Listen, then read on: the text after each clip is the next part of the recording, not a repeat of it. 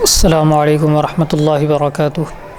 الحمد للہ رب العالمین والصلاة والسلام علی سید الانبیاء والمرسلین، اما بعد۔ محترم حاضرین و ناظرین و سامعین کرام، باب العلم انواریہ ایجوکیشنل سوسائٹی اور اس کے تحت چلنے والا ادارہ جامعہ انواریہ حیدرآباد دکن کے زیر اہتمام قرآن کریم کی مختلف تفاسیر بشمول سیاہ ستہ، حدیث اور فقہ کی 100 سے زائد کتابوں کی ویڈیو ریکارڈنگ کا سلسلہ شروع ہو چکا ہے، اور اسی کی ایک سنہری کڑی نسائی شریف کا درس ہے جو سلسلہ وار آپ کے سامنے پیش کیا جا رہا ہے۔ کتاب الصلاۃ میں کتاب الجمعہ آپ کے سامنے مکمل اور مسائل کے ساتھ آ چکا ہے۔ اب ہم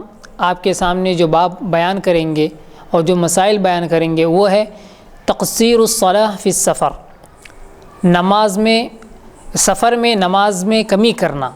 یعنی 4 رکعت کے بجائے 2 رکعت پڑھنا۔ اور یہ کتاب برائے ایصال ثواب حضرت علامہ مولانا غوث محی الدین صدیقی رحمۃ اللہ علیہ، فرزند بحر العلوم علامہ مولانا محمد عبد القدیر صدیقی حضرت رحمۃ اللہ علیہ، اور بیادگار حضرت علامہ مولانا سید محمد انوار الرحمن حسینی چشتی اور سیدہ رفیع النساء فاطمہ۔ تو آج جو آپ کے سامنے بیان کیے جائیں گے وہ قصر کے مسائل، یعنی نماز کو آدھا کر کے پڑھنا سفر میں۔ حدیث نمبر 1436، اخبرنا اسحاق بن ابراہیم قال انبأنا عبد اللہ بن ادریس قال انبأنا ابن جریج عن ابن ابی عمار عن عبد اللہ بن بابیہ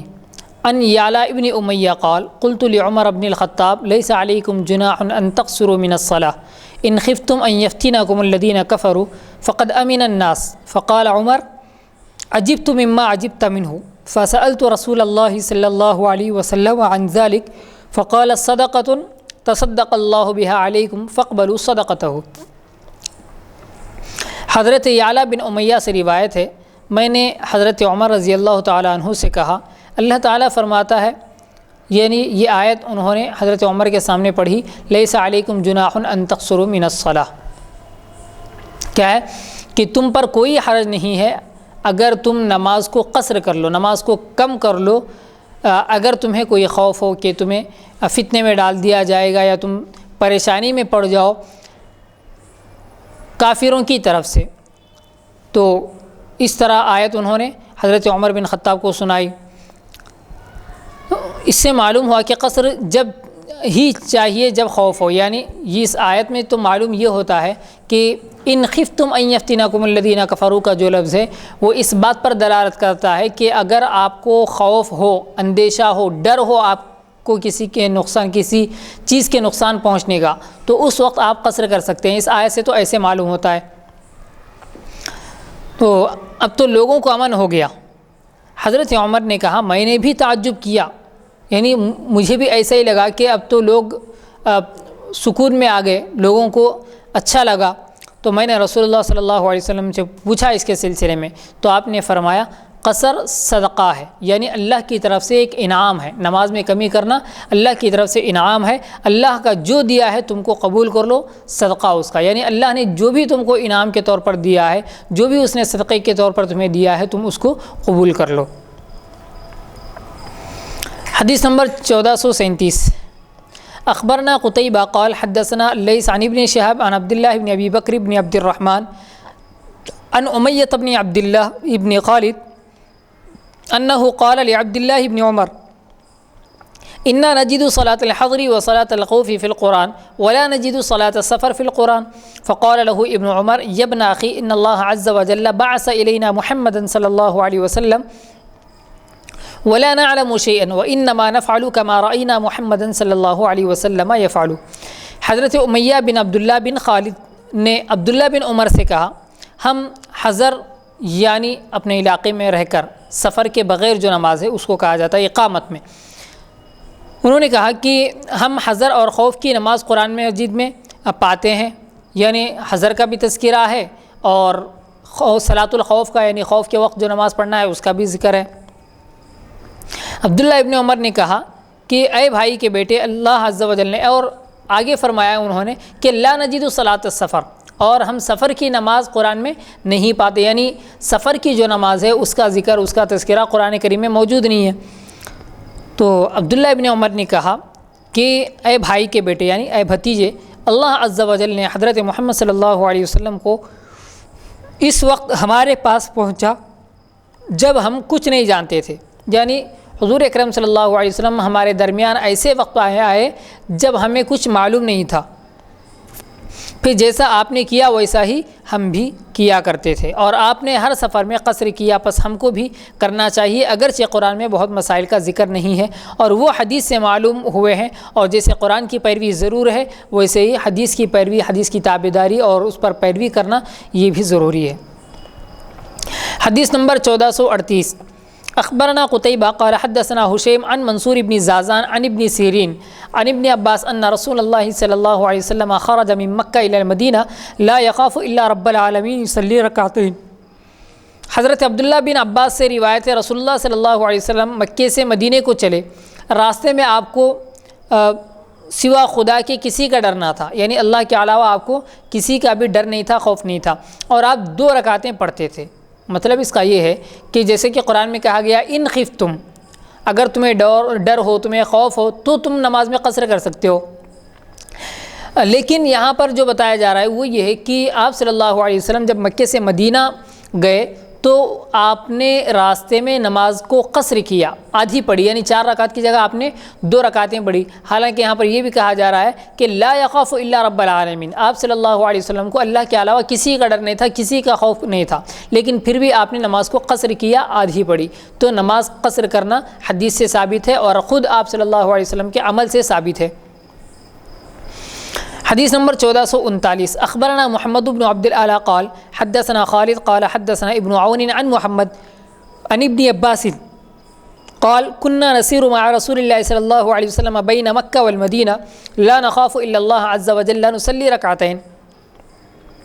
حضرت عبداللہ بن عباس سے روایت ہے، ہم رسول اللہ صلی اللہ علیہ وسلم کے ساتھ سفر کرتے تھے مکے اور مدینے کے درمیان، اور وہاں کسی کا ڈر نہ تھا سوائے اللہ تعالیٰ کے، مگر ہم 2 رکعتیں نماز پڑھا کرتے تھے۔ حدیث نمبر 1440، اخبرنا اسحاق بن ابراہیم قال حدثنا النضر بن شمیل قال حدثنا شعبہ عن یزید بن خمیر قال سمعت حبیب بن عبید يحدث عن جبیر بن نفیر عن ابن الصمت قال رأيت عمر بن الخطاب يصلي بذي الحلیفہ ركعتين فسألته عن ذلك فقال انا افعل كما رأيت رسول اللہ صلی اللہ علیہ وسلم يفعل۔ حضرت ابن الصمت سے روایت ہے، میں نے عمر بن خطاب کو ذو الحلیفہ، یعنی یہ ایک مقام ہے جو مدینے سے تقریباً 3 کوس دور ہے، تو ذو الحلیفہ میں 2 رکعتیں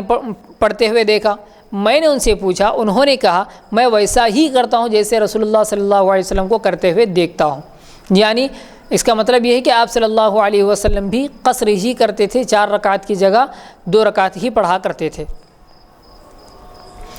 حدیث نمبر 1441، اخبرنا قتیبہ قال حدثنا ابو عوانہ عن یحییٰ ابن ابی اسحاق عن انس قال خرجت مع رسول اللہ صلی اللہ علیہ وسلم من المدینہ الى مکہ فلم يزل يقصر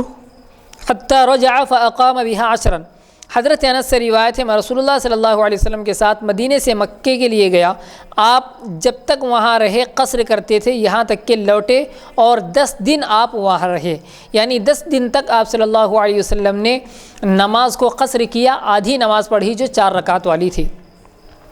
فجر کی نماز تو 2 رکعت ہے، اس کو 2 ہی رکعت پڑھیں گے، اور مغرب کی نماز جو 3 رکعت ہے اس کو 3 رکعت ہی پڑھیں گے، صرف ظہر، عصر اور عشاء ان 3 نمازوں کو 4 رکعت کی جگہ 2 رکعت پڑھیں گے، یہاں تک کہ 10 دن بھی گزر گئے آپ صلی اللہ علیہ وسلم کے۔ یہ مسائل آگے انشاءاللہ ہم آپ کے سامنے بتائیں گے کہ کتنے دن تک رخصت ہے، کتنے دن تک مہلت ہے قصر کرنے کی، نماز کو آدھی پڑھنے کی، اور کتنی دور تک اگر آپ سفر کریں گے تو سفر شریعت کے اعتبار سے معتبر ہوگا۔ حدیث نمبر 1442، اخبرنا محمد بن علی بن الحسن بن شقیق قال ابی انبأنا ابو حمزہ وهو السکری عن منصور عن ابراہیم عن القمہ عن عبداللہ قال صلیت مع رسول اللہ صلی اللہ علیہ وسلم فی السفر رکعتین ومع ابی بکر رکعتین ومع عمر رکعتین رضی اللہ عنہما۔ حضرت عبداللہ بن مسعود رضی اللہ تعالیٰ عنہ سے روایت ہے، میں نے رسول اللہ صلی اللہ علیہ وسلم کے ساتھ سفر میں 2 رکعتیں پڑھی، ابو بکر صدیق کے ساتھ 2 رکعتیں پڑھی اور عمر کے ساتھ 2 رکعتیں پڑھی۔ تو حضور کا بھی معمول سفر میں 2 ہی رکعتیں پڑھنے کا تھا، حضرت ابو بکر خلیفہ اول کا بھی وہی معمول تھا، اور حضرت عمر رضی اللہ تعالیٰ عنہ جو خلیفہ ثانی یعنی دوسرے خلیفہ ہیں ان کا بھی یہی معمول تھا، یعنی سفر میں 4 رکعت والی نماز کو 2 رکعت پڑھنا۔ حدیث نمبر 1443 اخبرنا حمید بن مسعدہ عن سفیان وهو ابن حبیب عن شعبہ عن زبید عن عبد الرحمن بن ابی لیلہ عن عمر قال صلاة الجمعة رکعتان والفطر رکعتان والنحر رکعتان والسفر رکعتان تمام غیر قصر علی لسان نبی صلی اللہ علیہ وسلم۔ اس مفہوم کی حدیث اس سے پہلے گزر چکی ہے۔ حضرت عمر رضی اللہ تعالیٰ عنہ نے فرمایا جمعے کی نماز کی 2 رکعتیں ہیں، یعنی جمعہ کے دن جو ظہر کی نماز ہے اس کی 2 رکعتیں ہیں۔ اگر آپ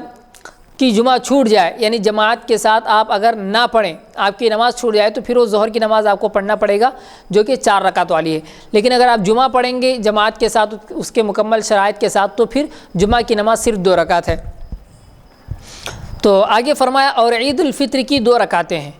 عید الفطر یعنی جو شوال کی پہلی تاریخ کو پڑھی جاتی ہے رمضان کے مکمل ہونے کے بعد، اس کو عید الفطر کہا جاتا ہے، اس کی بھی 2 رکعتیں ہیں۔ اور عید الاضحیٰ یعنی بقرعید میں جو نماز پڑھی جاتی ہے عید کی، اس کی بھی 2 رکعتیں ہیں۔ اور آگے فرمایا والسفر رکعتان، اور سفر میں بھی 2 رکعتیں ہیں، یعنی مطلب یہ ہے کہ ایسا سمجھیے کہ سفر میں جو نماز ظہر عصر اور عشاء ہے یہ مکمل نماز 2 رکعت ہی ہے۔ ایسا نہیں ہے کہ 4 رکعت والی نماز کو آپ 2 رکعت پڑھ رہے ہیں، بلکہ ایسا ہے کہ سفر میں اگر آپ رہیں تو آپ کے لیے 2 رکعت ہی نماز ہے، یعنی وہ مکمل نماز ہے۔ وہ ایسا نہیں ہے کہ آپ آدھی نماز وہ پڑھ رہے ہیں، بلکہ مکمل نماز وہ ہے۔ فرمایا گیا تمام غیر قصر، بلکہ یہ مکمل نماز ہے، قصر نہیں ہے۔ اور کیا کہا گیا تاکید کے لیے علی لسان نبی صلی اللہ علیہ وسلم، نبی صلی اللہ علیہ وسلم کی زبان سے اللہ تبارک و تعالیٰ نے یہ بات کہلوائی۔ یعنی جس طرح حضر میں 4 رکعت پڑھنا ہے آپ کو اقامت میں رہتے ہوئے، گھر پر رہتے ہوئے، اسی طرح سفر میں جانے کے بعد 4 رکعت والی نماز 2 رکعت پڑھنا ہے۔ یہ قصر نہیں ہے بلکہ پوری نماز ہے آپ کی۔ تو جس طرح آپ گھر پر رہتے ہوئے 4 رکعت کی جگہ اگر 5 رکعت نماز پڑھیں گے تو آپ کی نماز نہیں ہوگی، اسی طرح سفر میں اگر آپ 4 رکعت والی نماز جیسے 2 رکعت پڑھنا ہے تو 2 رکعت کی جگہ اگر آپ 3 رکعت پڑھیں گے تو بھی آپ کی نماز نہیں ہوگی۔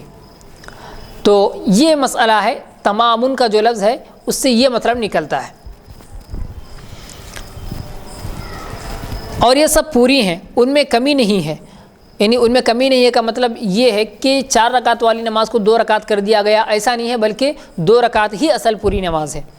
رسول اللہ صلی اللہ علیہ وسلم کی زمانے کے موافق یا آپ صلی اللہ علیہ وسلم کی زبان اقدس کے مطابق۔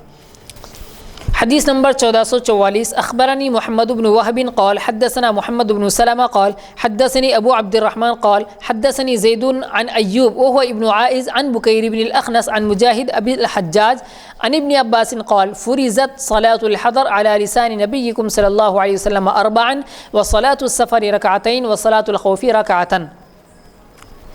حضرت عبداللہ بن عباس نے کہا حضر کی نماز یعنی اپنے گھر پر رہتے ہوئے حضر کی نماز فرض ہوئی رسول اللہ صلی اللہ علیہ وسلم کی زبان اقدس پر 4 رکعتیں، اور سفر کی 2 رکعتیں، اور صلاۃ الخوف یعنی خوف کے وقت جو نماز پڑھی جاتی ہے اس کی 1 رکعت۔ تو اس طرح نمازوں کی فرضیت عمل میں آئی، اس طرح نمازیں فرض ہوئی، نماز کی رکعتیں فرض ہوئی۔ یعنی گھر پر رہتے ہوئے آپ کو 4 رکعت پڑھنا ہے ظہر عصر عشاء، اور اگر آپ سفر میں جائیں گے تو وہی 4 رکعت والی نماز آپ کو 2 رکعت پڑھنا پڑے گا۔ اللہ کی طرف سے یہ 2 رکعت ہی آپ پر واجب ہوئی ہے، آپ پر فرض ہوئی ہے 2 رکعت، نہ کہ آپ 4 رکعت والی نماز کو 2 رکعت پڑھ رہے ہیں، ایسا نہیں ہے، بلکہ 2 رکعت ہی فرض ہوئی ہے۔ اور صلاۃ الخوف یعنی جنگ کے وقت، ایسا جیسے اس سے پہلے بھی ہم نے بتایا کہ قرآن کریم میں جو آیا وَإِذَا كُنْتَ فِيهِمْ فَأَقَمْتَ لَهُمُ الصَّلَاةَ فَلْتَقُمْ طَائِفَةٌ مِّنْهُمْ مَعَكَ، جو سورہ نساء میں ہے۔ یعنی خوف کے وقت، خوف کس چیز کا، ڈر کس چیز کا، کہ دشمن آپ پر حملہ کر دے گا، یعنی جنگ چل رہی ہے، مخالف دشمنوں کی ایک جماعت ہے اور ہماری ایک جماعت ہے، تو اگر دشمنوں کی جماعت مسلمانوں کی جماعت پر حملہ کرنے کا اگر ڈر ہو تو ایسی حالت میں مسلمانوں کی 2 جماعتیں کی جائیں گی، ایک جماعت آئے گی امام کے ساتھ ایک رکعت پڑھے گی اور چلی جائے گی، تو اس کی ایک رکعت ہوئی۔ پھر دوسری جماعت آئے گی، اب امام کے ساتھ دوسری رکعت پڑھے گی، اور اس وقت تک وہ پہلی جماعت جو ایک رکعت پڑھ کر گئی ہے وہ ان کی حفاظت کرے گی، وہ پہرا دے گی۔ تو اس طرح ایک ایک رکعت یہ نماز ہے۔ حدیث نمبر 1445، اخبرنا یعقوب بن ماہان قال حدثنا القاسم بن مالک عن ایوب بن عائذ عن بکیر بن الاخنس عن مجاہد عن ابن عباس قال ان اللہ عز وجل فرض الصلاة على نساء نبیکم صلی اللہ علیہ وسلم فی الحضر اربعا وفی السفر رکعتین وفی الخوف رکعتین۔ وہی حدیث ہے، حضرت عبداللہ ابن عباس سے روایت ہے، اللہ جل جلالہ نے فرض کیا تمہارے پیغمبر کی زبان پر حضر میں 4 رکعتیں، سفر میں 2 رکعتیں اور خوف میں 1 رکعت۔ خوف میں جو 1 رکعت جی تو خوف میں 2 رکعت نماز، یعنی خوف جو ہے، خوف کی جو نماز پڑھی جاتی ہے جی، یعنی جب ڈر ہو، دشمنوں کا حملہ کرنے کا ڈر ہو، خوف ہو، اندیشہ ہو، تو ایسی صورت میں یعنی ان کے شر سے حفاظت کے لیے، امن کے لیے، سلامتی کے لیے، تاکہ ان سے ہم کو کوئی نقصان نہ پہنچے جی، تو اس سلسلے میں جو نماز پڑھی جاتی ہے تو وہ 2 ہی رکعت پڑھنا ہے یا 4 رکعت؟ نہیں، وہ اگر 4 رکعت والی نماز ہے تو 4 رکعت ہی پڑھنا ہے۔ ہاں اگر ایسا ہے، یہاں پر 2 مسئلے آپ دیکھیے، ایک یہ ہے کہ آپ کے اپنے علاقے میں جنگ ہو رہی ہے، اپنے علاقے میں جنگ ہو رہی ہے اور خوف بھی ہے دشمن کے حملہ کرنے کا، تو ایسے وقت میں پہلی جماعت آئے گی، امام کے ساتھ 1 رکعت پڑھے گی، چلی جائے گی۔ دوسری جماعت آئے گی، دوسری رکعت پڑھے گی، چلی جائے گی۔ پھر وہ جماعت آئے گی جو پہلے پڑھ کر گئی تھی، وہ آئے گی، امام کے ساتھ پڑھے گی، پھر جائے گی۔ پھر دوسری جماعت آئے گی، امام کے ساتھ چوتھی رکعت پڑھے گی، جائے گی۔ اب پھر دوسری جماعت جو پہلی تھی وہ جماعت آئے گی، اپنی بقیہ 2 رکعتیں پڑھے گی، اور بقیہ 2 رکعتیں جو ہے ان میں سے 1 رکعت میں وہ قرات کرے گی، کیونکہ امام کے ساتھ 1 رکعت میں ان کو قرات ملی ہے، اور فرض کی 2 رکعتوں میں قرات کرنا واجب ہے اور ضروری ہے۔ تو ان کی جو 2 رکعتیں بچی ہوئی ہیں ان 2 رکعتوں میں 1 رکعت میں قرات کرے گی، اور 1 رکعت میں صرف سورہ فاتحہ پڑھے گی اور اپنی نماز مکمل کر دے گی 2 رکعتیں۔ پھر اس کے بعد دوسری جو جماعت ہے وہ آئے گی،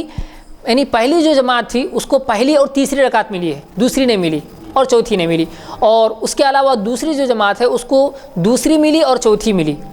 یعنی کہ اس کو دوسری رکعت کی قرات ملی، پہلی رکعت کی نہیں ملی، اور پہلی جماعت کو پہلی رکعت کی قرات ملی اور دوسری کی نہیں ملی۔ تو دونوں بھی ایک کے بعد دیگر ہے، یعنی ایک کے بعد دوسرے آئیں گے جماعتیں۔ پہلی جماعت آئے گی، اپنی دوسری اور چوتھی رکعت پڑھے گی اور اس میں ایک میں قرات کرے گی، یعنی 2 رکعتیں ایک ساتھ پڑھے گی، چلی جائے گی۔ اور دوسری جماعت آئے گی، 2 رکعتیں ایک ساتھ پڑھے گی، اس میں 1 رکعت میں قرات کرے گی اور چلی جائے گی۔ دونوں کی نمازیں مکمل ہو گئی۔ لیکن ان دونوں کو یہ بات یاد رکھنا چاہیے، یعنی دونوں جماعتوں کو، کہ ضرورت کے مطابق اپنے بدنوں کو، اپنے جسموں کو حرکت دیں، ضرورت کے مطابق کلام کریں اور ضرورت کے مطابق بات کریں، ضرورت کے مطابق ہتھیار چلائیں۔ ایسا نہیں ہے کہ آپ کو چھوٹ دی جا رہی تو آپ 1 رکعت پڑھ کر چلے گئے اور باتوں میں لگ گئے، نہیں، آپ کو حفاظت کے لیے یہ مہلت دی گئی ہے۔ جی، ضرورت کے مطابق ہی بات کرنا چاہیے، اس کے علاوہ آپ کو نہیں بات کرنا ہے۔ اچھا، یہ کب تھا؟ جب کہ جنگ جو ہے وہ آپ کے اپنے علاقے میں ہو رہی ہے۔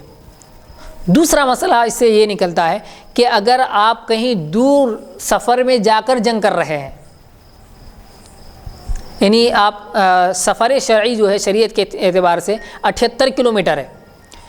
یعنی 48 میل جس کو کہا جاتا ہے، وہ 48 میل اگر ہم زمانے حاضہ کے لحاظ سے دیکھیں گے، یعنی اس دور کے لحاظ سے کلومیٹر کے حساب سے اگر دیکھیں گے تو کم سے کم 78 کلومیٹر ہوتا ہے۔ تو اگر اس طرح آپ سفر پر جا کر اگر جنگ کر رہے ہیں تو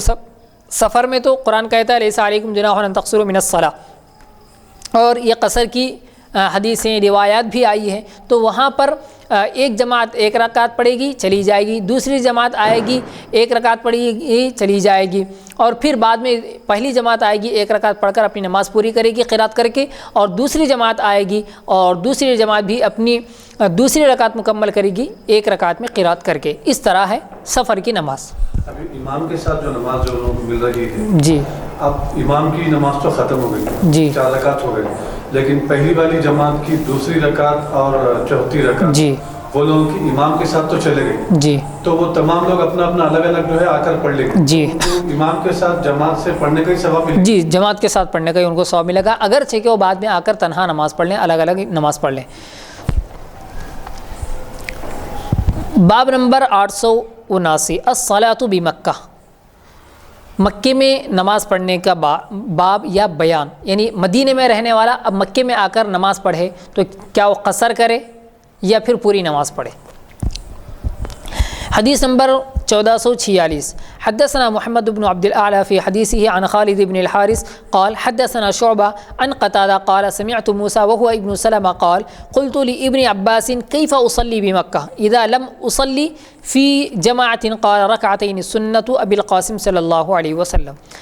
حضرت موسیٰ بن سلمہ نے کہا میں نے ابن عباس سے پوچھا میں مکے میں اگر جماعت کے ساتھ نماز نہ پڑھوں تو کتنی رکعتیں پڑھوں؟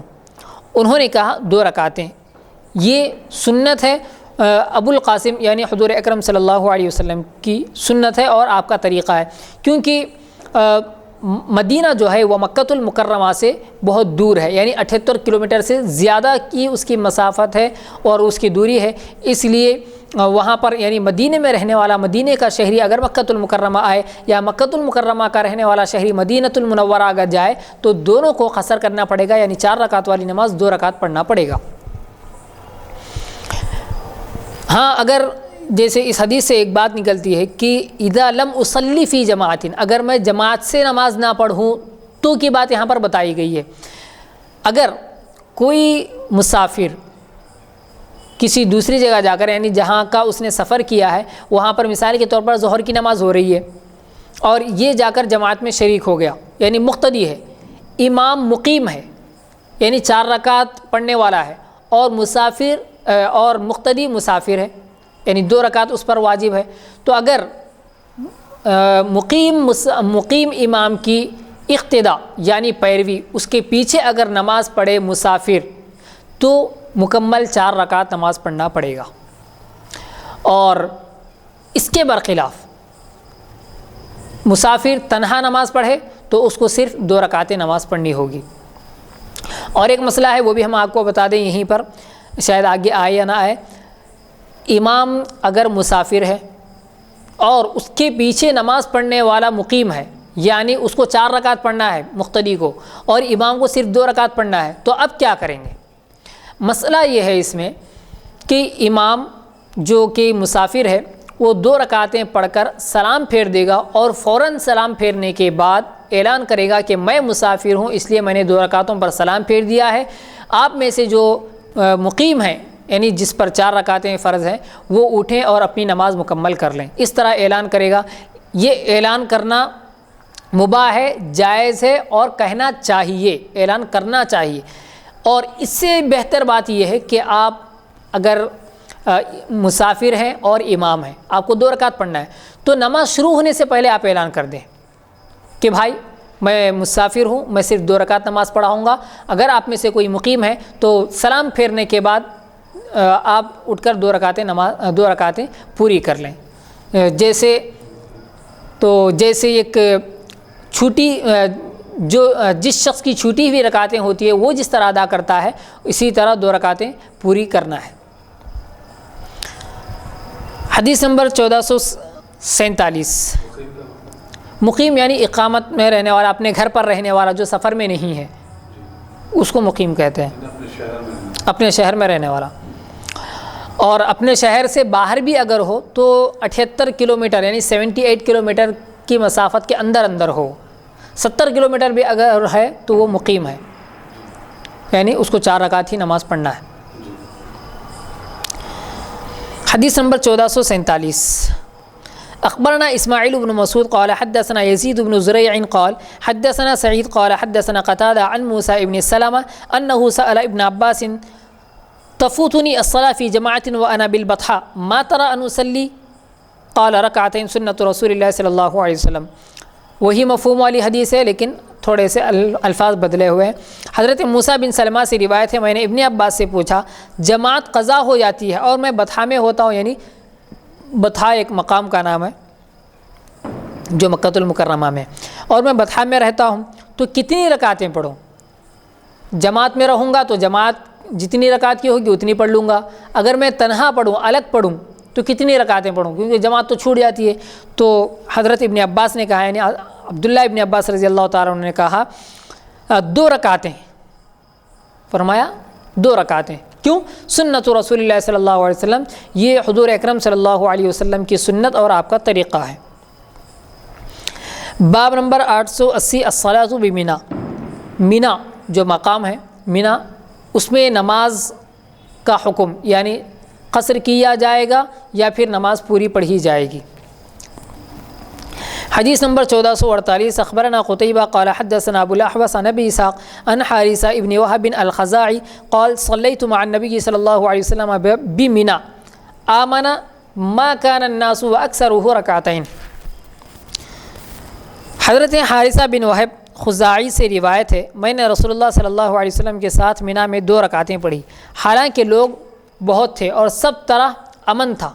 یعنی امن تھا کا مطلب یہ ہے کہ جیسے قرآن میں کہا گیا کہ ان خفتم، اگر تمہیں خوف ہو تمہیں ڈر ہو تو تم 2 رکعتیں پڑھو. لیکن فرماتے ہیں کہ لوگ بھی زیادہ تھے اور امن بھی تھا، سلامتی بھی تھی، کسی چیز کا ڈر بھی نہیں تھا، لیکن پھر بھی ہم نے 2 رکعتیں ہی پڑھی.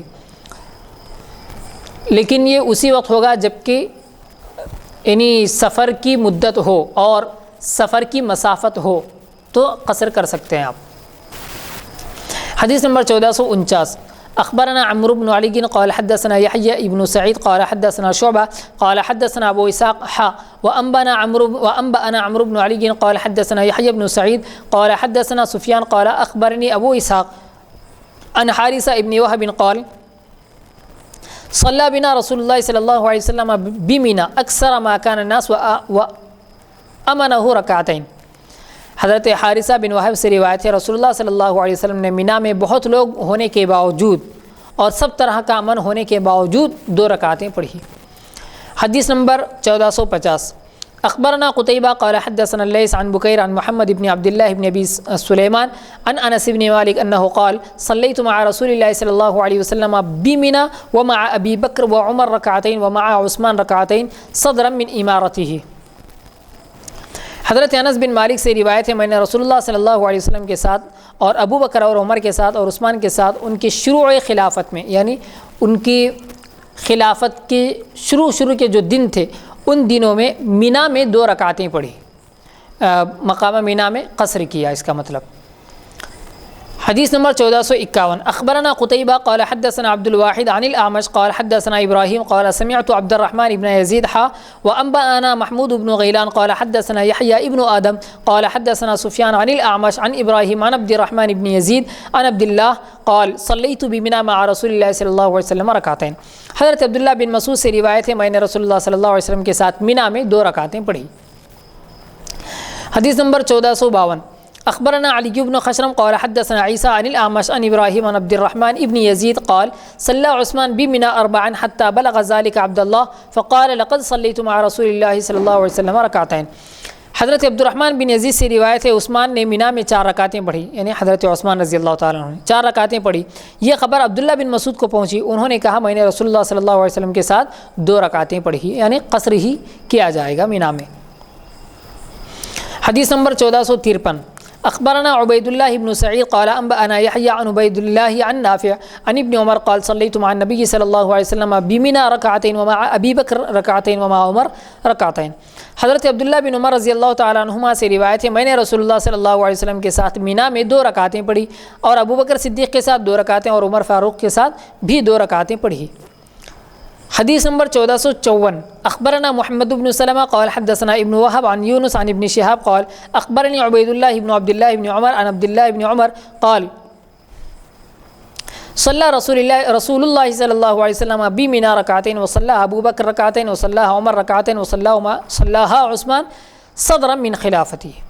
حضرت عبداللہ بن عمر سے روایت ہے رسول اللہ صلی اللہ علیہ وسلم نے منا میں 2 رکعتیں پڑھی، ابو بکر صدیق نے بھی 2 رکعتیں پڑھی، عمر نے بھی 2 رکعتیں پڑھی، اور عثمان نے بھی اپنی خلافت کے آغاز میں شروع میں 2 رکعتیں پڑھی۔ تو اس کا مطلب یہ ہے کہ خلفائے راشدین کا بھی یہی معمول تھا، اور یہی ان کے نزدیک مسئلہ تھا کہ منا میں وہ 2 رکعتیں ہی پڑھا کرتے تھے۔ لیکن یاد رکھنا چاہیے ہمیشہ کہ 2 رکعتوں کی جو بات آ رہی ہے وہ صرف ظہر، عصر اور عشاء، یعنی وہ نمازیں جس میں 4 رکعتیں ہیں تو اس میں 2 رکعتیں پڑھنا ہے، اور فجر میں تو 2 ہی رکعتیں ہیں، اور مغرب میں 3 رکعتیں ہیں تو وہ 3 ہی رکعتیں پڑھی جائیں گی۔ اب یہاں پر آپ کو وہ مسائل بتائے جائیں گے کہ کتنے دن کی اقامت تک قصر کرنا چاہیے، یعنی اگر آپ کہیں سفر کر رہے ہیں اور سفر شرعی بھی ہے، یعنی 78 کلومیٹر سے زیادہ ہے، تو آپ اگر 3 دن کے لیے گئے ہیں وہاں پر، 5 دن کے لیے گئے ہیں، یا 15 دن کے لیے، یا 20 دن کے لیے، مہینے کے لیے گئے ہیں آپ، تو آپ کتنے دن تک قصر کر سکتے ہیں، کتنے دن تک 4 رکعتوں والی نماز کو 2 رکعت پڑھ سکتے ہیں آپ، وہ یہاں پر احادیث کے ذریعے مسائل بتائے جائیں گے۔ حدیث نمبر 1455 اخبرنا حمید بن مسعدہ قال حدثنا يزيد قال انبأنا يحيى ابن ابي اسحاق عن انس بن مالك قال خرجنا مع رسول الله صلى الله عليه وسلم من المدينه الى مكه فكان يصلي بنا ركعتين حتى رجعنا قلت هل اقام بمكه قال نعم اقمنا بها 10۔ اس مفہوم کی حدیث بلکہ یہی حدیث گزر چکی ہے۔ حضرت انس بن مالک سے روایت ہے ہم رسول اللہ صلی اللہ علیہ وسلم کے ساتھ نکلے مدینے سے مکے کی طرف، تو آپ 2 رکعتیں پڑھتے تھے یہاں تک کہ لوٹ آئے ہیں۔ ہم ابو اسحاق نے کہا میں نے انس سے پوچھا کیا آپ کچھ دنوں ٹھہرے تھے مکے میں، یعنی کتنے دن ٹھہرے تھے آپ؟ تو انہوں نے کہا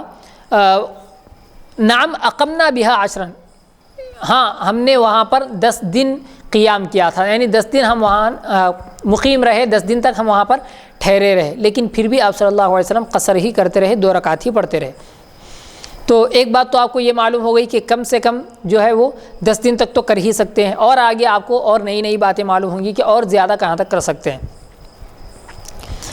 حدیث نمبر 1456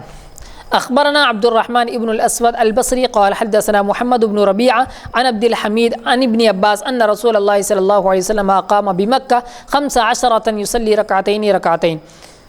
حضرت ابن عباس سے روایت ہے رسول اللہ صلی اللہ علیہ وسلم مکے میں 15 دن تک رہے، 2 رکعتیں پڑھتے رہے۔ جی یہی مسئلہ ہے حنفیہ کے نزدیک، فقہاء احناف کے نزدیک۔ اور کیا مسئلہ ہے؟ مسئلہ یہ ہے کہ اگر آپ 15 دن کی نیت کرتے ہیں تو 15ویں دن، یعنی جیسے ہی آپ 15 دن کی نیت کریں گے تو 15 دن کی جیسی نیت کریں گے آپ وہاں کے مقیم ہو جائیں گے، یعنی اب آپ مسافر نہیں رہے، بلکہ 14 دن تک اگر آپ وہاں پر ٹھہرنے کی نیت کرتے ہیں تو 14 دن تک آپ وہاں پر 4 رکعت والی نماز کو 2 رکعت پڑھ سکتے ہیں۔ لیکن اگر آپ نے 15 دن کی نیت کر لی، اگرچہ کہ 2 دن میں آپ کا کام ہو رہا ہے، آپ واپس لوٹ رہے ہیں، لیکن نیت اگر آپ کی 15 دن ٹھہرنے کی ہے تو آپ وہاں پر مسافر نہیں ہیں بلکہ مقیم ہیں، اور وہاں پر آپ نماز پوری پڑھیں گے۔ یہ مسئلہ ہے۔ ہاں اگر ایسا ہوا کہ اگر آپ 4 دنوں کی نیت کرتے ہیں اور آپ کو معلوم ہے کہ 4 دن میں آپ کا کام ہو جائے گا اور آپ لوٹ کر آ جائیں گے واپس، تو آپ نے 4 دن کی نیت کی، تو 4 دن تک آپ کیا کریں گے؟ قصر ہی کریں گے، یعنی 4 رکعت والی نماز کو 2 رکعت پڑھیں گے۔ لیکن چوتھا دن جیسے ہی آپ آیا یا دوسرے تیسرے دن آپ کو معلوم ہوا کہ نہیں مجھے ایک اور 4 دن رکنا پڑے گا، تو پھر آپ اگلے 4 دن بھی کیا کریں گے؟ قصر ہی کریں گے، یعنی 2 رکعت ہی پڑھیں گے۔ پھر چوتھے دن آپ کو معلوم ہوا کہ نہیں مجھے ایک اور 8 دن رکنا پڑے گا، یہاں پر ابھی کام نہیں ہونے والا ہے، تو اور اگلے جو 8 دن ہے اس 8 دن تک بھی آپ کیا کریں گے؟ قصر ہی کریں گے، 2 رکعت ہی پڑھیں گے۔ اگرچہ کہ مکمل دن کتنے ہو گئے؟ وہ 4 یہ 4 4 4 8 اور اگلے 8 دن، تو مکمل 16 دن ہو گئے، لیکن پھر بھی آپ قصر کر رہے ہیں کیونکہ آپ کی نیت کے اعتبار سے جو دن بڑھ رہے ہیں وہ 15 دن سے کم ہے، تو اس لیے آپ قصر کریں گے اور 4 رکعت والی نماز کو 2 رکعت پڑھیں گے۔ اور اگر آپ نے 15 دن کی نیت کی اور وہاں پر جانے کے بعد آپ کو معلوم یہ ہوا کہ آپ کے کام کے لیے 15 دن نہیں لگیں گے، 2 دن میں آپ کا کام ہو جائے گا، تو اب آپ کو معلوم تو ہو گیا کہ 2 دن میں کام ہونے والا ہے، اور آپ نے نیت کی تھی 15 دن کی، تو بھی آپ کو ان 2 دنوں میں مکمل نماز پڑھنا پڑے گا، قصر کی آپ کو اجازت نہیں ہے، 4 رکعت والی نماز کو 2 رکعت پڑھنے کی آپ کو کوئی اجازت نہیں ہے۔ تو مفتی صاحب اس حدیث مبارک کی روشنی میں یہ بات معلوم ہو رہی ہے کہ اگرچہ کہ 15 دن کی آپ کی نیت نہیں ہے، جی، آپ کی نیت 4 دن میں میرا کام ہوتے ہی چلے جانے کی ہے، میں اپنے وطن جو ہے واپس چلے جاؤں، جی 4 دن 6 دن میں جب بھی کام ہو جائے گا میں اپنے وطن واپس چلے جاؤں، جی لیکن ایسا ہوا کہ پھر 6 دن لگ رہے، جی پھر 6 دن اگرچہ کہ مہینہ 2 جی مہینے ہی کیوں نہ ہو جائے، جی مہینہ یا 2 مہینے یا سال بھی اگر کیوں نہ لگ جائے، آپ کی نیت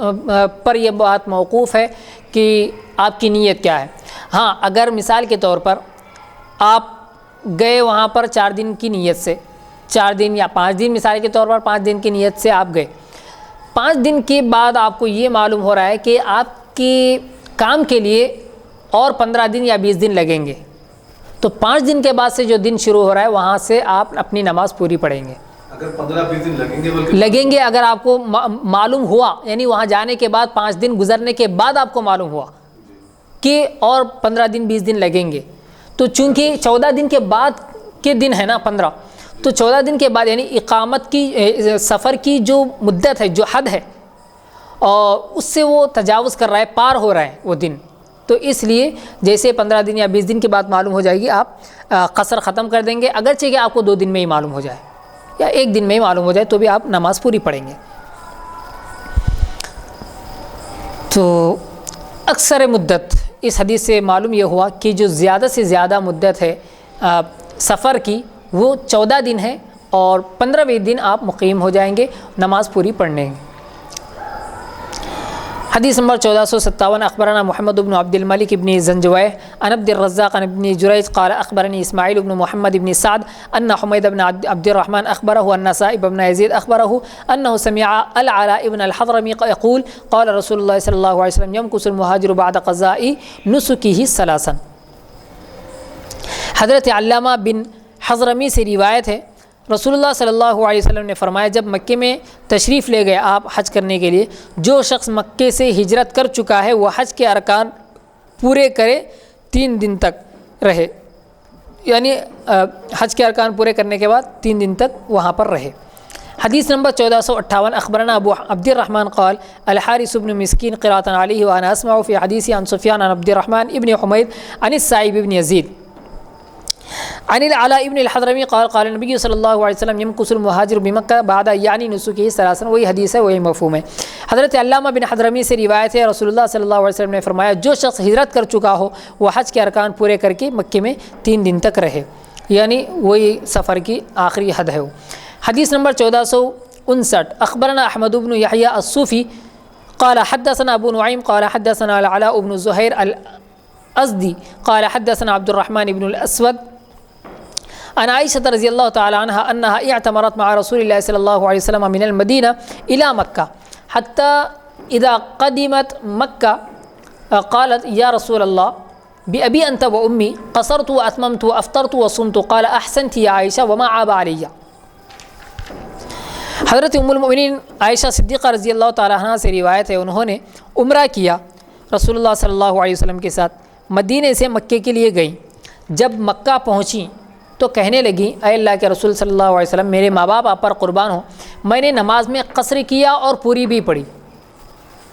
معلوم نہیں تھا مسئلہ، تو آپ نے کیا کیا، حضرت عائشہ نے نماز کو قصر بھی کیا، یعنی 2 رکعت کر کے بھی پڑھی اور پوری بھی پڑھی، اور افطار بھی کیا، روزے بھی رکھے، یعنی روزے چھوڑے بھی اور روزے رکھے بھی، اس طرح بھی کیا۔ تو آپ نے فرمایا اچھا کیا تو نے عائشہ، اور کچھ عیب نہیں ہے مجھ پر، ما عاب علیہ، اور مجھ پر تو نے کوئی عیب نہیں رکھا، یعنی مطلب یہ ہے کہ آپ نے جو کیا ہے وہ اچھا کیا ہے، قصر بھی کیا، پوری بھی نماز پڑھی، تو اگر اقامت کی نیت کی ہو تو پوری نماز ہو جائے گی، اگر سفر کی نیت سے آئے تھے تو قصر کی جو کیا انہوں نے وہ نماز پوری ہو جائے گی، تو آپ نے فرمایا اچھا کیا۔ حدیث نمبر 881 ترک التطوع فی السفر، سفر میں نفل نماز چھوڑنے کا بیان۔ نفل مطلب نفل بھی آ جاتی ہے اور اس میں سنت بھی آ جاتی ہے۔ حدیث نمبر 1460 اخبرنی احمد بن یحییٰ قال حدثنا ابو نعیم قال حدثنا العلاء بن زہیر قال حدثنا وبرا ابن عبد الرحمن قال كان ابن عمر لا يزيد في السفر على ركعتين لا يصلي قبلها ولا بعدها فقيل له ما هذا قال هكذا رأيت رسول الله صلی اللہ علیہ وسلم يصنع۔ حضرت وبرا بن عبد الرحمن سے روایت ہے عبداللہ بن عمر سفر میں 2 رکعت فرض سے زیادہ نہیں پڑھتے تھے، نہ فرض سے پہلے نہ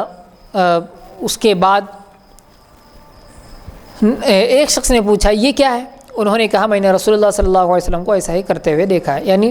آپ سنت اور نفل نہیں پڑھتے تھے مگر کسی مجبوری کی وجہ سے، اگر آپ کے پاس وقت بھی ہے، آپ کو سہولت بھی ہے پڑھنے کی تو آپ پڑھنا چاہیے، کم سے کم سنت مؤکدہ تو پڑھ لینا چاہیے۔ حدیث نمبر 1461 اخبرنی نوح بن حبیب قال حدثنا یحییٰ ابن سعید قال حدثنا عیسی بن حفص بن عاصم عن حفص بن عاصم قال كنت مع ابن عمر في سفر فصلى الظهر والعصر ركعتين ثم انصرف الى تنفس له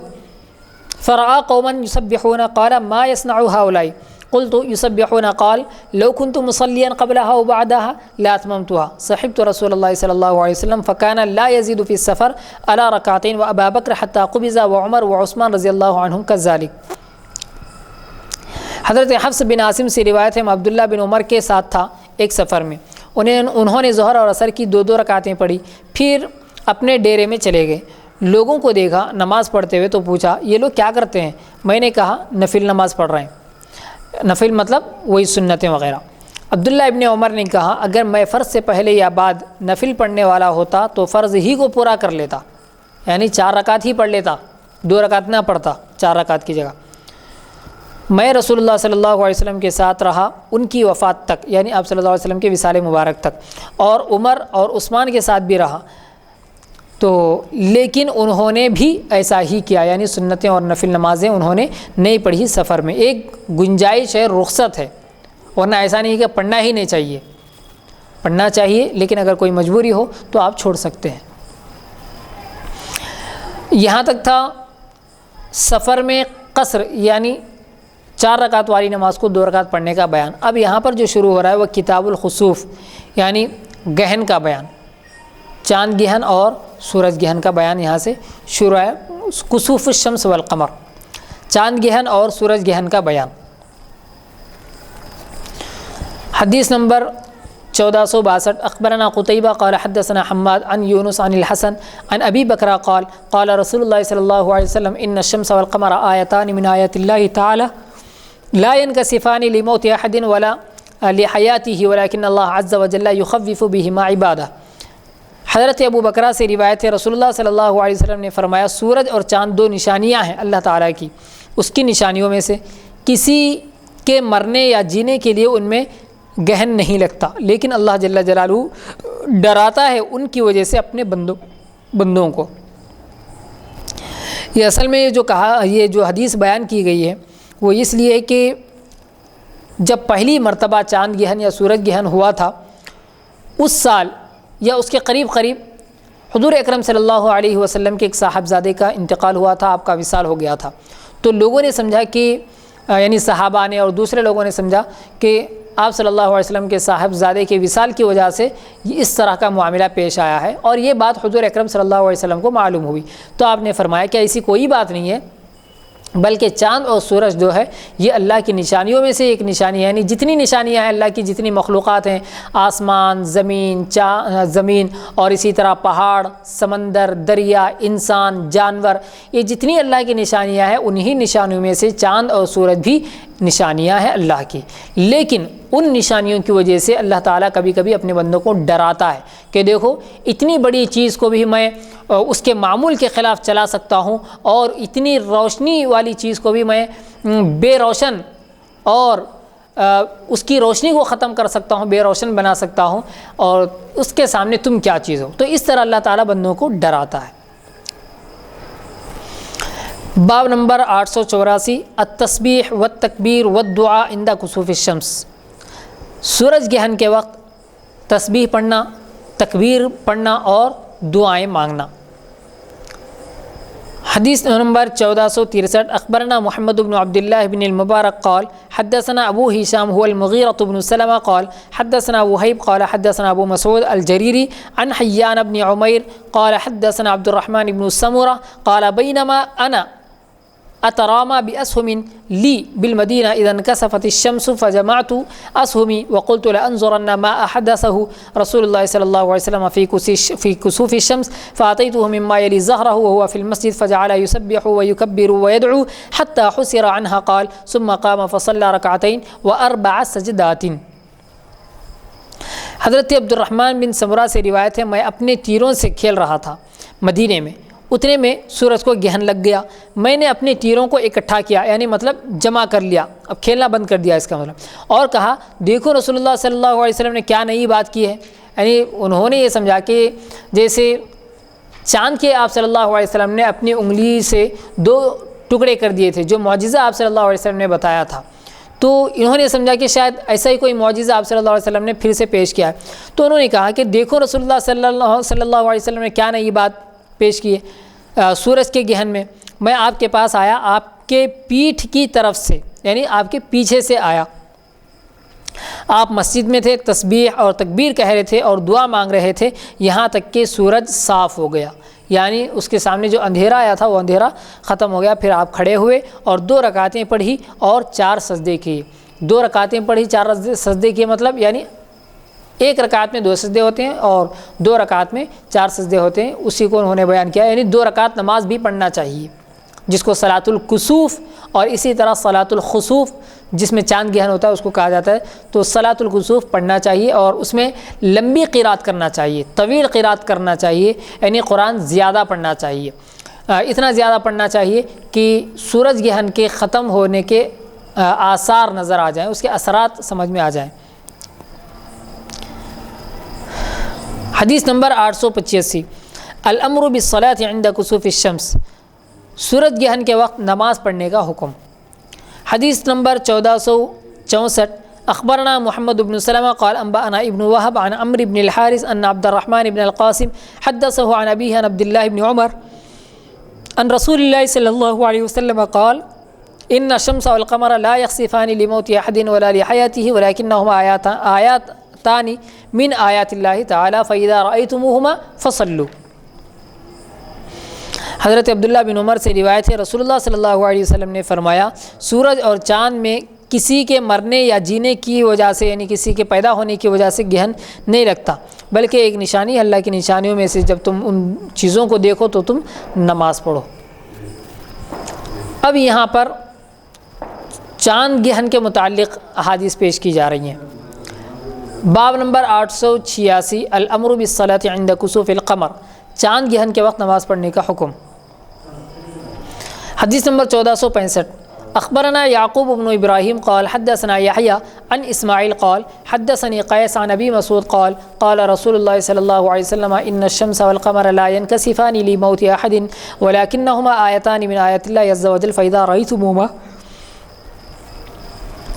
فصلوا. حضرت ابو مسعود سے روایت ہے رسول اللہ صلی اللہ علیہ وسلم نے فرمایا سورج اور چاند کسی کے مرنے یا کسی کے پیدا ہونے کی وجہ سے ان میں گہن نہیں لگتا، وہ 2 نشانیاں ہیں اللہ تعالیٰ کی اس کی نشانیوں میں سے، جب تم ان کو دیکھو تو تم نماز پڑھو، یعنی وہی 2 رکعت جو آپ صلی اللہ علیہ وسلم نے پڑھی تھی. باب نمبر 887 الامر بالصلاة عند الکسوف حتی تنجلیہ، سورج گہن کے وقت نماز پڑھنے کا حکم جب تک کہ سورج صاف نہ ہو جائے، یعنی سورج ظاہر نہ ہو جائے. حدیث نمبر 1466 اخبرنا محمد بن کامل المروزی عن حشیم عن یونس عن الحسن عن ابی بکر قال قال رسول اللہ صلی اللہ علیہ وسلم ان الشمس والقمر آیتان من آیات اللہ وانہما لا ينکسفان لموت احد ولا لحیاته فاذا رأیتموہما فصلوا حتی تنجلیا. حضرت ابو بکرہ سے روایت ہے رسول اللہ صلی اللہ علیہ وسلم نے فرمایا سورج اور چاند دونوں اللہ کی نشانیوں میں سے 2 نشانیاں ہیں اور وہ کسی کے مرنے یا پیدا ہونے کی وجہ سے نہیں گہناتے، جب تم ان کو گہنتے ہوئے دیکھو یعنی گہنا ہوا دیکھو، یعنی اندھیرا ان پر چھایا ہوا ہے، وہ چھپے ہوئے ہیں، تو ایسی حالت میں ان کو دیکھو تو تم نماز پڑھو یہاں تک کہ وہ صاف ہو جائے، یعنی سورج صاف ہو جائے.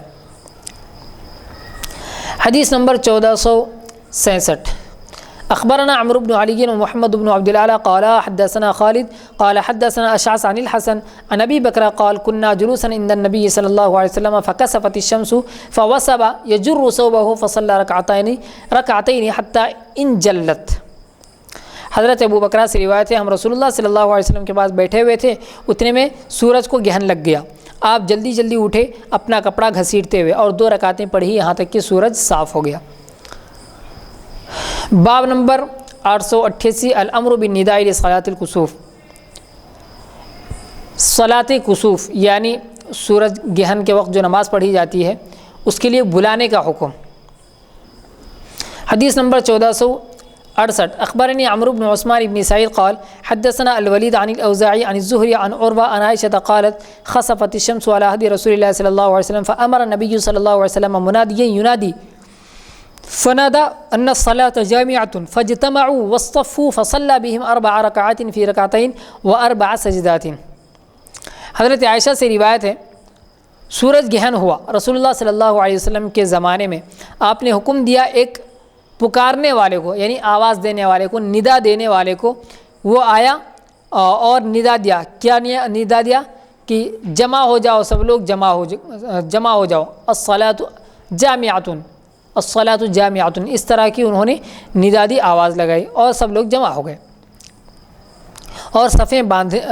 باندھ لیے. آپ نے 2 رکعتیں پڑھی، 4 رکوع کیے اور 4 رکعات 4 رکوع کیے اور آپ نے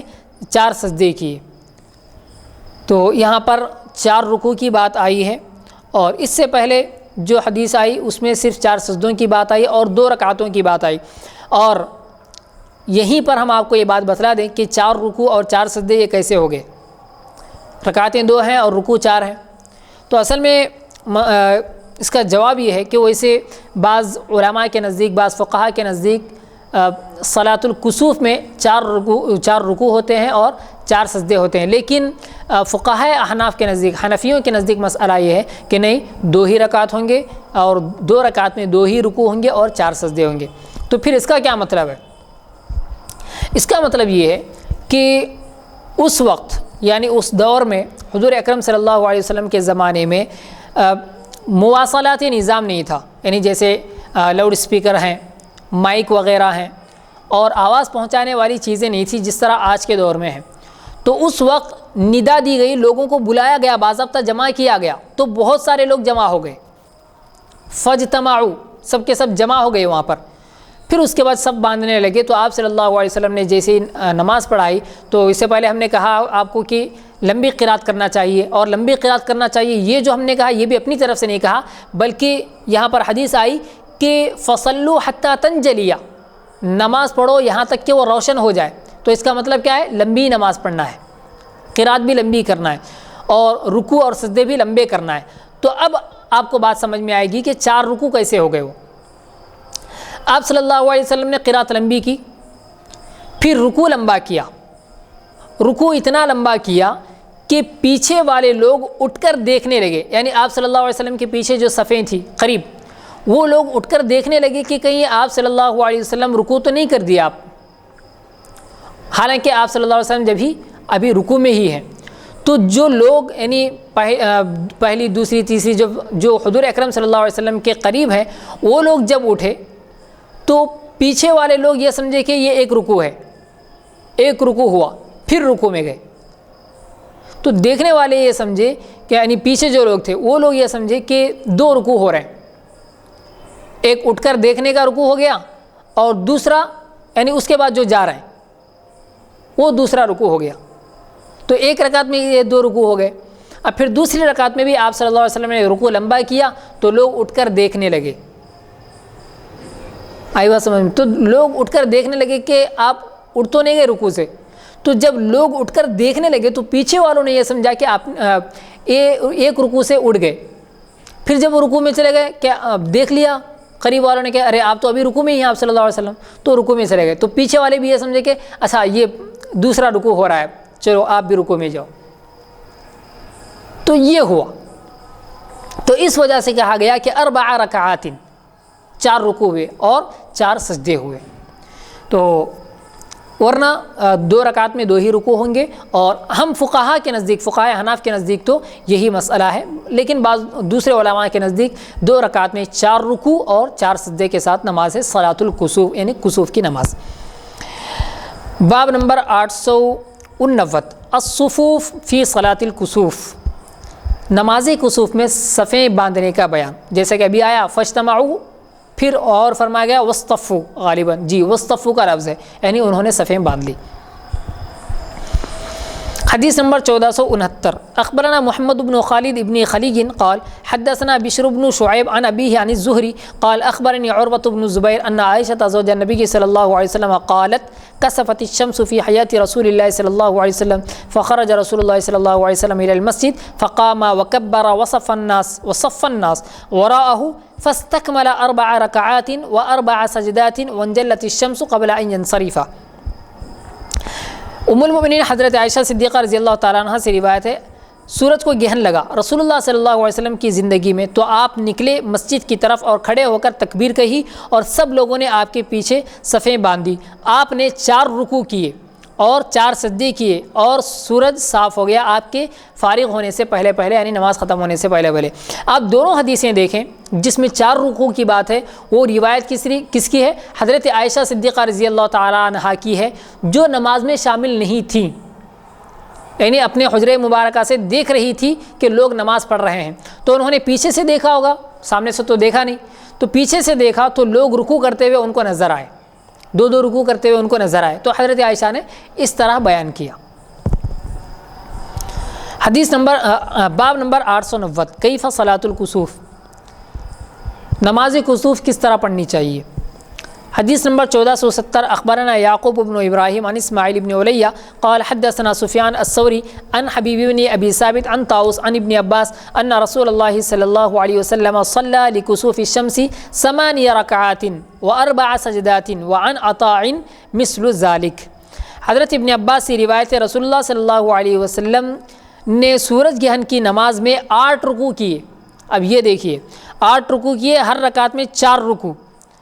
اور 4 سجدے کیے۔ عطا نے بھی ابن عباس سے ایسا ہی روایت کیا ہے، یعنی یہاں پر بھی یہی بات بتلائی جا رہی ہے کہ آپ نے، یعنی آپ صلی اللہ علیہ وسلم نے 8 رکوع کیے 8 رکعات۔ تو 8 رکوع کا مطلب یہ ہوا کہ پھر یعنی یہ اور دور والے ہیں، پھر 8 رکوع کیے، اس کا مطلب یعنی اور دور والے لوگ ہیں یہ، یعنی جیسے جیسے دیکھتے جا رہے ہیں لوگوں کو ویسے ویسے سجدے بھی بڑھتے، رکوع بھی بڑھتے جا رہے ہیں۔ اس سے پہلے 2 حدیثوں میں 4 رکوع گزرے، اب یہاں پر 8 رکوع کی بات آ گئی۔ حدیث نمبر 1471 اخبرنا محمد بن المثنى عن يحيى عن سفيان قال حدثنا حبيب بن ابي ثابت عن طاؤس عن ابن عباس عن النبي صلى الله عليه وسلم انه صلى في كسوف فقرأ ثم ركع ثم قرأ ثم ركع ثم قرأ ثم ركع ثم قرأ ثم ركع ثم سجد والاخرى مثلها۔ حضرت ابن عباس سے روایت ہے، رسول اللہ صلی اللہ علیہ وسلم نے سورج گرہن کی نماز پڑھائی تو قرات کی، پھر رکوع کیا، پھر قرات کی، پھر رکوع کیا، پھر قرات کی، پھر رکوع کیا، پھر قرات کی، پھر رکوع کیا، پھر سجدہ کیا، اور پھر دوسری رکعت میں بھی ایسا ہی کیا۔ یہاں پر صراحت ہے اور وضاحت بھی ہے کہ آپ نے الگ الگ رکوع کیے اور الگ الگ قراتیں بھی کی، ہو سکتا ہے کہ آپ نے اس طرح بھی کیا ہو۔ باب نمبر 891 نوع آخر من صلاۃ الکسوف عن ابن عباس، ابن عباس سے نماز کسوف کی ایک دوسری قسم، یعنی ایک دوسرا طریقہ ابن عباس سے ہی ہے۔ حدیث نمبر 1472 اخبرنا عمرو بن عثمان بن سعید قال حدثنا الولید عن ابن نمر وهو عبد الرحمن بن نمر عن الزهري عن كثير بن عباس واخبرني عمرو بن عثمان قال حدثنا الوليد عن الاوزاعي عن الزهري قال اخبرني كثير بن عباس عن عبد الله بن عباس ان رسول الله صلى الله عليه وسلم صلى يوم كسفت الشمس 4 ركعات في ركعتين و4 سجدات۔ ابن عباس ہی کی 8 رکوع کی جو بات آئی ہے اس کے خلاف حدیث ہے۔ حضرت عبداللہ ابن عباس سے روایت ہے، رسول اللہ صلی اللہ علیہ وسلم نے جس دن سورج گہن ہوا 4 رکوع کیے 2 رکعتوں میں اور 4 سجدے کیے۔ 8 رکعت والی بات حضرت ابن عباس ہی سے تھی، اور یہاں پر انہی سے 4 رکعت والی یعنی 4 رکوع والی بات آئی ہے۔ باب نمبر 892 نوع آخر من صلاۃ الکسوف، ایک اور طرح سورج گرہن کی نماز۔ حدیث نمبر 1473 اخبرنا یعقوب بن ابراہیم قال حدثنا ابن علیہ قال اخبرنی ابن جریج عن عطاء قال سمعت عبید بن عمیر يحدث قال حدثني من اصدق فظننت انه يريد عائشہ انها قالت كسفت الشمس على عهد رسول الله صلى الله عليه وسلم فقام بالناس قياما شديدا يقوم بالناس ثم يركع ثم يقوم ثم يركع ثم يقوم ثم يركع فركع ركعتين في كل ركعة 3 ركعات ركعة الثالثة ثم سجد حتى ان رجالا يومئذ يغشى عليهم حتى ان سجال الماء لتصب عليهم مما قام بهم يقول اذا ركع الله اكبر واذا رفع راسه سمع الله لمن حمده فلم ينصرف حتى تجلت الشمس فقام فحمد الله واثنى عليه وقال ان الشمس والقمر لا ينكسفان لموت احد ولا لحياته ولكن آيتان من آيات الله يخففكم بهما فاذا كسفا فافزعوا الى ذكر الله عز وجل حتى ينجليا۔ حضرت عطا سے روایت ہے، میں نے عبید بن عمیر سے سنا، انہوں نے کہا مجھ سے حدیث بیان کی اس شخص نے جس کو میں سچا جانتا ہوں، میرا گمان ہے کہ مراد ان کی حضرت عائشہ رضی اللہ تعالیٰ عنہا تھیں۔ انہوں نے کہا کہ سورج گرہن ہوا رسول اللہ صلی اللہ علیہ وسلم کے زمانے میں، آپ لوگوں کو لے کر بڑی دیر تک کھڑے رہے، کھڑے ہوئے تھے پھر رکوع کرتے، کھڑے ہوتے تھے پھر رکوع کرتے تھے، پھر کھڑے ہوتے تھے پھر رکوع کرتے تھے، پھر کھڑے ہوتے تھے پھر رکوع کرتے تھے، تو 2 رکعتیں پڑھی، ہر رکعت میں 3 رکوع کیے۔ اب یہاں پر 3 رکوع کی بات آ گئی، تیسرے رکوع کے بعد سجدہ کیا، یہاں تک کہ بعض لوگوں کو غش آ گیا، یعنی بے ہوشی طاری ہو گئی اور ان پر پانی کے ڈول ڈالے گئے کھڑے کھڑے۔ آپ جب رکوع کرتے تھے تو فرماتے تھے اللہ اکبر، اور جب سر اٹھاتے تو فرماتے سمع اللہ لمن حمدہ۔ پھر آپ نہیں فارغ ہوئے نماز سے یہاں تک کہ سورج صاف ہو گیا۔ اس وقت آپ کھڑے ہوئے اور اللہ کی تعریف کی اور فرمایا بے شک سورج اور چاند کسی کی موت یا زندگی کے لیے نہیں گہناتے، وہ تو اللہ کی نشانیوں میں سے 2 نشانیاں ہیں، تم کو ڈراتا ہے اللہ تعالیٰ ان کی وجہ سے، تو جب گہن لگے ان میں تو دوڑو اللہ کی یاد کے لیے یہاں تک کہ وہ صاف ہو جائیں، یعنی سورج گہن یا چاند گہن ختم ہو جائے۔ حدیث نمبر 1474 اخبرنا اسحاق بن ابراہیم قال حدثنا معاذ بن ہشام قال حدثنا ابی عن قتادہ فی صلاة الآیات عن عطاء عن عبید بن عمیر عن عائشہ رضی اللہ تعالی عنہ ان النبی صلی اللہ علیہ وسلم صلی 6 رکعات فی 4 سجدات قلت لمعاذ عن النبی صلی اللہ علیہ وسلم قال لا شک ولا مریۃ۔ حضرت عائشہ صدیقہ رضی اللہ تعالی عنہ سے روایت ہے رسول اللہ صلی اللہ علیہ وسلم نے 6 رکوع کیے۔ اس سے پہلے حضرت عائشہ سے روایت آئی تھی 4 رکوع کی، اب یہاں پر 6 رکوع کی بات آئی۔ 4 سجدوں میں میں نے کہا معاذ کو یہ نبی صلی اللہ علیہ وسلم سے ہے، کہا نہیں شک اور شبہ، یعنی انہوں نے کہا کہ یہ بات نبی صلی اللہ علیہ وسلم کی طرف سے،